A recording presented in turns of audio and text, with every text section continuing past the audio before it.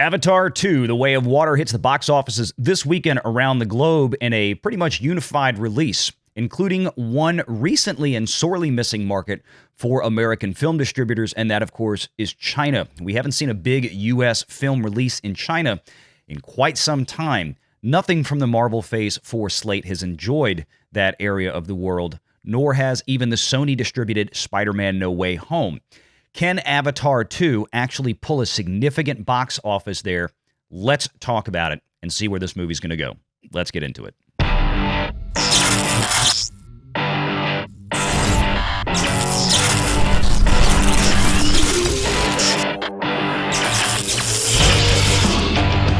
Renegade Online.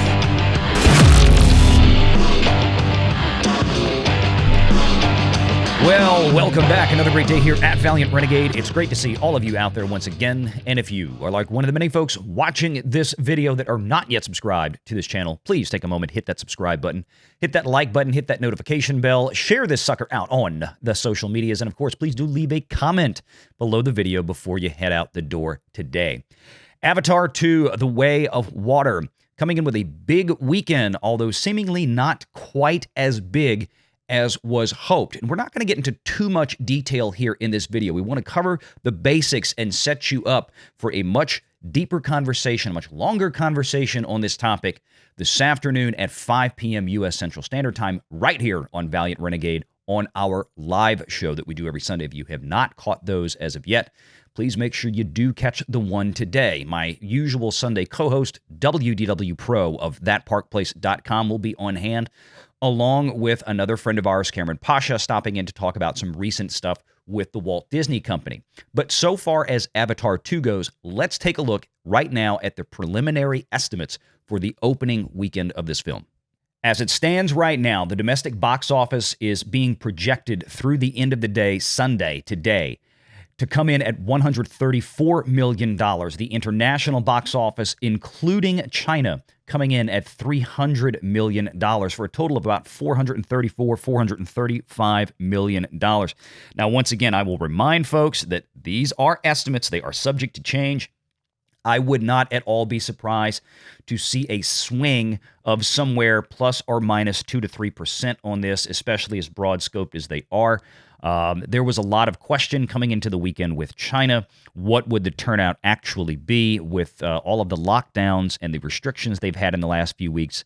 More and more of the theaters have been moving towards opening. They were supposed to be getting more even open for this weekend. We'll see exactly how that turns out here in the next few days. So what does this actually mean? Now, if we think back to May of this year, Doctor Strange in the Multiverse of Madness released, and it hit with about a $430 million or so global open. That was, however, minus the market in China. Now, we just had that chart up a moment ago, and it looks like China only had 23 million for this weekend. Nothing to shake a stick at. Well, the problem with that is that the entire weekend of the box office to the international markets is yet to be allocated. So China's weekend is probably going to come in closer to around $100 million.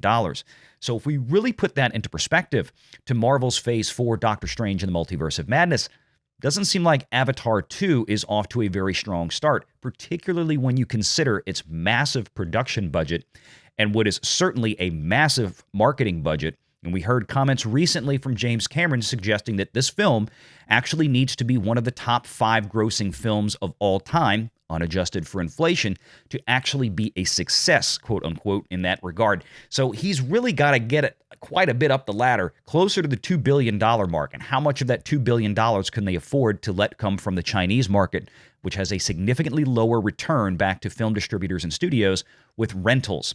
20 to 25% from what we gather versus closer to 40% in other international markets and closer to 50 to 53% here in the domestic market. So this movie really has to bring in the bank over the next few weeks and months. But one of the things that we need to consider with this film, and one of the things that we've talked about before, particularly from places like Box Office Pro and now Deadline Magazine, is that this movie is very likely to have a much longer set of legs on it than Marvel Cinematic Universe films. Let me show you. You can see here at the end of its run, for all intents and purposes at this point, is Black Panther 2: Wakanda Forever. The domestic box office is clocking in right now at around 420 million. There's not much more left in the tank. It might eke its way up to 430 to 435 over the next few weeks, but that's about where it's going to fall. And the worldwide box office, including domestic, is likely to finish up somewhere right around 800 million, exactly as we projected initially. Now, we've covered Wakanda Forever in another video that came out last night. You can go watch that one as well, a lot more detail. But what I want you to do is look down here, and you can see what I'm talking about with the set of legs on these films right here. Opening weekend, 181, 339, 761, and the leg was out to 2.31 as of this point. Now, this may creep up a little bit higher to 2.35, maybe even close to 2.4, although that might be a bit of a stretch at this point. That means that the movie, based on its opening weekend of about $181 million, is going to finish up 2.31 times that opening weekend. That's a very, very front-loaded film. In fact, most Marvel movies, particularly in Phase 4, with the exception, of course, of the Sony Marvel film, which was Spider-Man No Way Home, tended to leg out in very similar fashions, finishing between about 2.3 to 2.4 on average. Now, we had some outliers out there like Shang-Chi, which opened with a much lower share and then had a healthier leg out, but that, again, that's more of the exception than the rule. We've almost been able to set our watches by this. What we do not want is Avatar: The Way of Water to finish with a similar leg out. We don't want to see a 2.2 or 2.3 or even 2.5 at the end of this film. You see right now the legs are a 1.0.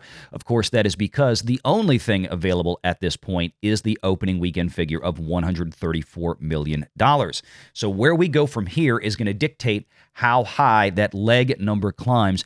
And for the sake of profitability and financial success of Avatar: The Way of Water, this movie really needs to leg out close to, if not in excess of a 4X. The leg out on this film needs to look a lot more like Top Gun Maverick than it does Wakanda Forever. Top Gun Maverick at nearly $1.5 billion worldwide over the summer for that film that did not have a Chinese market available to it. Avatar: The Way of Water does. So that's why I think $2 billion could be likely if everywhere else in the world legs out in similar fashion to Top Gun Maverick, which had a similar 125 million or so opening weekend here in the US. So don't be at all surprised if we see something similar. Now, will that get its way up to $700 million? That is yet to be seen for Avatar. Ticket prices for this film are very, very high. And we don't know what kind of repeat viewing yet that this movie is going to engender. But we are entering a very, very healthy season for the theater. That is the Christmas holiday week all through now and through New Year's. So a lot of ticket sales that were pre-sold or when people are going to see this film are not necessarily going to be very front-loaded into the opening 3-day weekend. They're going to be much more spaced out. And it's going to be very telling and very interesting to see where this movie is at the end of next weekend, which, don't forget, is also going to include the Christmas Eve holiday, which is typically a very bad day for theaters. Christmas Day, not so bad.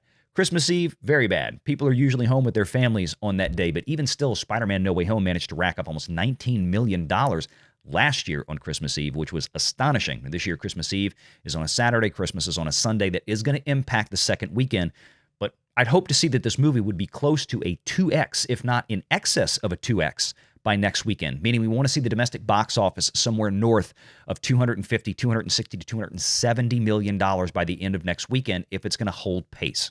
Stay tuned. We'll cover more details during the Sunday live show in our conversation with WDW Pro here in just a few hours. Make sure you share that link out. And until then, take care.